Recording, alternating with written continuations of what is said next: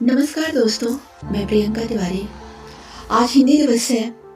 हिंदी दिवस के अवसर पर इलाहाबाद की महादेवी वर्मा विरह वेदना की जो महान कवयित्री थी, हिंदी साहित्य में महादेवी वर्मा का नाम प्रमुख छायावादी कवियों में प्रमुख स्तंभ रही।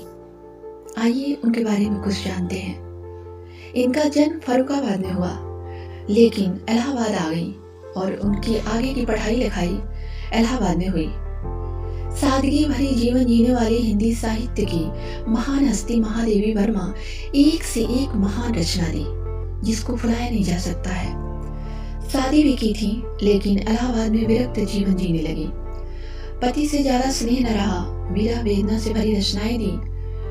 महिलाओं की दयनीय हालत पर कलम चलाई और उनके दुख दर्द में सहभागी बनी। कवयित्री के साथ कहानीकार, उपन्यासकार भी रही। बहुत ही सरल, सहज, सुंदर भाव से भरी रचना लिखी, संस्मरण लेख भी लिखी। विरह वेदना की कवयित्री थी। सफेद वस्त्र में रहती थी, दर्पण कभी नहीं देखती थी। सादगी भरा जीवन, सादा भोजन करती थी।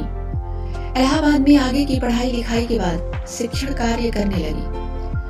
प्रधानाचार्य भी रही। जिस संस्था में पढ़ाती थी उसके सतत विकास के लिए तत्पर रही।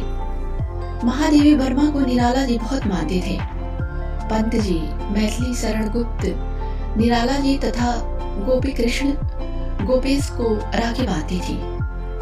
होली भी बहुत सादगी में खेलती थी। इलाहाबाद की मिट्टी में इस कदर रच बस गई कि इलाहाबाद छोड़कर कहीं नहीं गई। इलाहाबाद की साहित्य की मिट्टी इतनी पसंद आई कि एक से बढ़कर एक कालजयी रचना लिखी।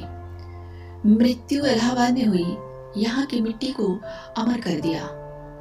सच में महादेवी वर्मा को लोग आज भी उतनी ही चाव से पढ़ते हैं जितने चाव से पहले पढ़ा करते थे। महादेवी वर्मा अमर है, उनकी कृतियां भी महान हैं।